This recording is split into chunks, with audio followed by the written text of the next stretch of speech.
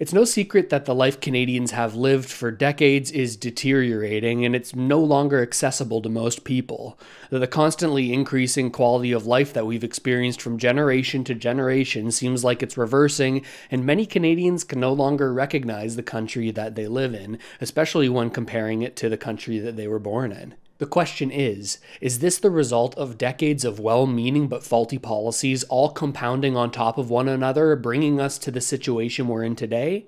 Or is it an unspoken plan playing out to maintain the status quo for the wealthy at all costs without any care about the realities of average Canadians? Well, new statements made by the Bank of Canada paired with concerning lifestyle stats have, in my eyes, made this a lot more clear, showing how every Canadian is impacted by the changes we're seeing in front of us. And this will likely relate directly to you because it involves a plan designed to keep your earnings low, your cost of living high, and to keep you in as much debt as possible. You've probably heard politicians constantly talking about a big problem we have in Canada, and that is our aging population. Have you heard this? They'll say, we have a big demographic problem, and our national strength is our ability to grow our economy through labor force growth, or by bringing in new Canadians to fill jobs, or trying desperately to decrease the number of single-income households, making sure that both people in a relationship have to work to make ends meet. And to a certain extent, they're not wrong. Take a look at this. Over the past years, we've seen Canada's fertility rate decrease, and it seems like these days it's decreasing even more quickly. This chart shows you how many children are born per average 2 people in Canada. For every 2 people, how many children are born? Right now, or the most recent data, 2022's data, it's looking like that's 1.33 children for every 2 people in Canada. At 1.33 births per woman with no immigration, our population would decline, and it would decline very quickly. Here's an example. It shows every 30-year period here and what Canada's population would be if we had no other forms of growing our population, starting at today's approximate population of 40 million that we can see right here. A declining population like this is a huge problem, given that we live in the Western world where much of our finances and programs are built upon a perpetual growth model, where the economy and the population both need to forever continue growing in order to sustain themselves. The only reason Canada's economy and GDP numbers haven't absolutely crashed over the past couple of years is that we've largely propped up these numbers by adding millions of new international students, temporary workers, and to a smaller extent, permanent residents, while at the same time also increasing the amount of existing Canadians that are working by creating conditions that allow, or if I want to put it more cynically, conditions that force all working age people in households to have a job instead of possibly only one having a job. Over the short term, and looking at things more broadly instead of on a person-to-person basis, this plan has largely worked. It's propped GDP numbers up, it's increased the amount of tax revenue that the government can collect, while also increasing the crucial contributions that are necessary to keep the CPP, or Canada's pension plan, afloat. But what it's also done, however, is decreased the quality of life for each Canadian while keeping corporations, politicians, and central bankers happy. And all of this has become excruciatingly clear over the past few weeks as new information and statements have come out that are related to this very situation impacting all Canadians. Now, we're going to take a good look at these details, but before we do, I want to take a moment to thank the sponsor of today's video, Moomoo. Over the long term, many Canadians are realizing that they simply can't trust the government to look after them financially, be that right now or into their retirement. Now, the only person you can truly count on is yourself, which is why I always suggest that people look into opening up self-directed TFSA and RRSP investment accounts where you can take advantage of special tax benefits, and a great place to open up these kinds of accounts is with Moomoo. Moomoo is an all-in-one trading platform that lets you trade across global markets within a single account. Now, some of Canada's biggest banks charge hefty trading commission fees all the way up to $9.99 per transaction, and they often have brutal currency exchange rates that can really eat into your returns. Now, luckily, Moomoo only charges $1.99 per trade and offers a far more competitive exchange rate so that you're not losing as much money to those brutal fees. The app brings all the information you could ever need into one clean package. I personally like to invest in index ETFs, so let's take a minute to look at one that tracks the S&P 500, that's ticker symbol VOO. Now, they've got a ton of information inside of this app. You can see the Morningstar ratings, and this shows the fund's historical average yearly returns over the past 3, 5, and 10 years. Now, on top of that, if you keep scrolling down, you can see all of the different holdings of that particular fund, the different stocks that are inside of it, and you can also scroll down further to see if the fund pays out any kinds of dividends. And you can get all this info on any stock or fund you want. Now, additionally, you can even compare different stocks side by side against each other, and you can bring your favorites into this screener, and it allows you to see the performance of multiple different stocks or funds right next to each other, so that you can make the best decision for you based on the information that's most important to you.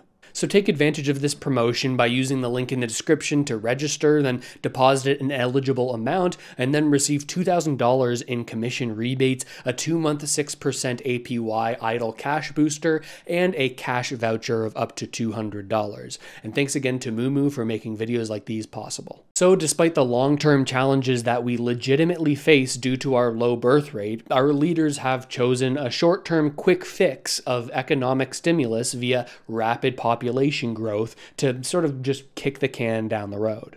But I'll admit that even that is a fairly tame framing of what our country's leaders have been doing. To say this is just an irresponsible but well-meaning quick fix to a real problem gives them a little bit too much credit in my eyes. Because when you take a closer look at the situation, it's really hard not to see this as a conscious effort to maintain the status quo and to preserve the wealth of the elite while undermining the quality of life for the vast majority of Canadian citizens. Now, we'll get more into that specifically in just a second. It's no question that our birth rate is low and that it's a problem we've got to face, but it seems that nobody is stopping and asking the question, why? Now, some people will point to the advancement over time of women's empowerment, education, and reproductive rights, and that could certainly play a role. However, I'd argue that this is more heavily a result of, instead, economic factors. Economic factors which at the very least feel like they're the result of conscious policy decisions. People aren't having kids because they simply can't afford to. And it's the result of decisions that time and time again prioritize multimillionaires and their corporations over average people, their families, and their communities. Now, let me give you some examples so I just don't sound like some crazy guy on the internet. Just last week, the governor of the Bank of Canada gave a speech that covered a lot of the standard talking points that central bankers will talk about these days. Inflation's coming down, monetary policy is working as intended, so on and so forth. But things get a lot more interesting when the topic then shifts to wage growth. Now, keep in mind as you watch this next clip that inflation peaked at 8.1% before coming down to where it is today, a rise in the cost of living that will never be reversed. You can't put the genie back in the bottle. So now turning to wage dynamics. When the labor market was tight and inflation was high, wage growth increased. And depending on the measure you look at, wage growth peaked between 4.5% and 6%. This was roughly twice the pre-pandemic average of 2 to 3%. With inflation now much lower and the labor market coming into better balance, we are starting to see evidence the wage growth is moderating. The latest numbers on a 6-month basis suggest wage growth has eased to about 4%. This is clearly down from the peak, but still above the pre-pandemic average. Going forward, we will be looking for wage growth to moderate further. The governor of the Bank of Canada is explaining how, in order for them to be confident that inflation won't return and get back to that 8.1%, in order for them to be confident that won't happen, and in order for them to then further lower interest rates, they're going to be waiting to make sure that wage growth slows down from where it is today. You see, the Bank of Canada sees higher wages for Canadians as an inflationary pressure. If businesses have to pay Canadians more, then they'll have to charge more for goods and services, and as a result, inflation will increase, something that they definitely don't want to see happen. And while this might sound rational, it certainly seems like through every monetary cycle, it's Canadian workers that get the short end of the stick. In challenging times, we see central banks prop up the economy by effectively printing hundreds of billions of dollars via quantitative easing. This is what we saw in the pandemic. Now, this helps the wealthy by increasing the value of their assets and their investments that they hold, while simultaneously devaluing the debt that they've taken on, usually to make these types of investments. Seems like a pretty good deal. But when the inevitable hangover of money printing starts to kick in, we experience that through inflation. The Bank of Canada then has to make drastic decisions and take drastic measures to increase unemployment and slow down wage growth, make Canadians feel poorer, all with the stated purpose of bringing down inflation. But after everything is said and done, even if Canadians end up making more money than they did 5 years ago, that money simply doesn't go as far relative to the newly increased costs of goods and services, not to mention housing. In real terms, Canadians end up making less, which decreases their quality of life and limits their ability to, start a family. You can't start a family if you can't afford to. Now, remember the short-term solution that's been implemented by our leaders? We've been talking about it maybe just a minute ago, the one where they're increasing Canada's labor force to prop up the economy.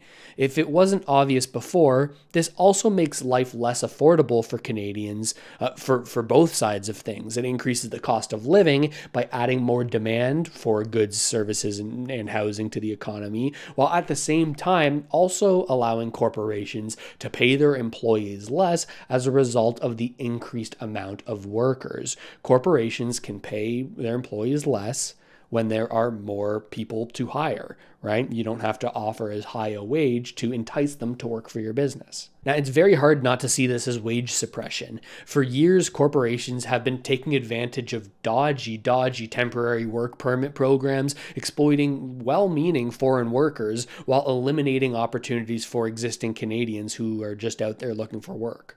I covered these permits more heavily in my previous video, which you can check out, but in short, these programs have enabled corporations to accept payment from international job applicants in order for them to get the job and also the temporary work permit that comes along with it. Now, the result of this? Many people, most often working age people from India, pay tens of thousands of dollars to Canadian corporations illegally for permits with hopes of one day being accepted as a permanent resident of Canada.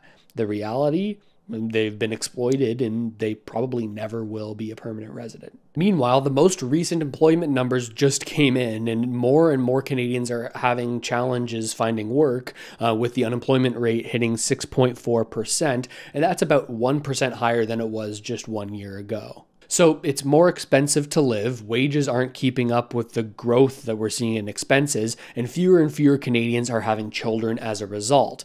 The solution for this troubling demographic challenge that we definitely do face? Well, it's mass increases in the size of our labor force and mass exploitation and wage suppression of all workers as the result of this increased supply of workers, which then results in life costing more while people earn less, which then leads to fewer children being born because families can't afford it. So we have a big demographic issue. Do you see how this whole thing starts to get really cyclical? Like, these short-term solutions have the convenient disguise of being an important answer to the challenges we face with our aging and naturally shrinking population if it weren't for immigration. Now, in reality, it ends up being a fantastic way to keep artificial business numbers up, and businesses who often most heavily benefit individuals who have no connection to the reality most Canadians are living in, the day-to-day on the ground floor reality that people are living with today. And if you think this sounds a little bit ranty and a little bit far-fetched, well, then listen to these politicians who are saying the quiet part out loud. First is Mark Miller, who's our current immigration minister, and second is the leader of the Conservative Party, Pierre Poilievre. There's that demand from industry in terms of having those international students work in Canada. Yeah, I mean, look, there's a lot of conversations with different competing policy priorities. You have industries and low-skilled labor, whether it's big box shops or others looking for cheap labor and wanting to make sure that they maintain a 40-hour work week for some of the students. That's the competing policy with the labor gap that we face in this country, and we need those people working. And why not, if they're paying a whole heck of a lot of money to come to Canada to study more than a domestic student, why would we deny them that right? So some competing issues there that we need to really tackle with. Listen, we have a worker shortage in Canada. We have a demographic problem. Our population is too old. We need 700 young people. We need 700 young people to work in our factories, in our hospitals, in our shopping centers, driving truck, being accountants, lawyers, doctors. We need these workers in our country. It makes no sense for Canada to send them back when they could stay here and earn powerful paychecks and raise their families in peace. So, shame on Justin Trudeau for trying to deport these wonderful students. Stop the deportations. Keep the students here. Allow them to apply just like everyone else for permanent residency. This all makes me really sad, and it gets into some of my more anecdotal and maybe more emotional thinking about all of this.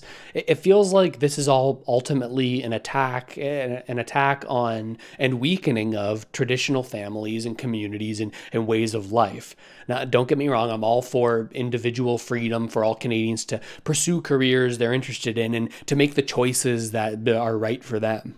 But these days, it seems like these choices are just an illusion. You don't really have an option, even though they kind of try to make you feel like you do. Do most mothers really have the option to stay home to raise their families? Or are dual incomes actually necessary to make having a family even possible in most cases? We flaunt our progressive Canadian values by bragging about how we have one of the highest percentages of women who work, how high our female labor force participation rate is. It's framed time and time again as this social issue, when in reality, I'm believing more so these days that it's just a narrative and an ideal that helps funnel more workers into this system for the benefit of the wealthy corporate and political elite. Now, I'm not saying women should just stay at home and take care of children and have as many children as possible. What I'm saying is it would be wonderful. It would be so wonderful if just one of the parents had the ability to do so, regardless of the gender of that parent. Now, one day when I have kids, I'd gladly be a stay-at-home dad if I could, but I don't think that's really going to be an option financially for us. And I don't know if these feelings are just some product of a sort of hyper-cynical worldview that I feel like I'm starting to develop. Like maybe I'm crazy and maybe I'm drawing lines between things that aren't actually even related. But it seems to me that every political decision, every monetary policy decision, and how even some contentious social issues that are constantly shoved down our throats by the media, it seems like they all serve the same goal. The goal of preserving the wealth of the already wealthy, or at the very least, these things are meant to distract us so we don't realize what's happening in front of our eyes. Sometimes I don't know what to think, but I'm curious what you think about all of this stuff. Let me know in the comments below. What have I gotten right? What have I gotten wrong? Subscribe to the channel if you haven't already done so. About 60% of the people who watch videos on this channel don't subscribe, but I'd appreciate it if you followed along, if you enjoyed this video in any way. Also, if you want the sources for this video, you can check that out. The first link in the description, maybe second link for the email list that sends out all of the sources after every single video. And with all that said, thanks so much for watching, everybody. I really hope this video helps you out at least a little bit, and I'll see you next time.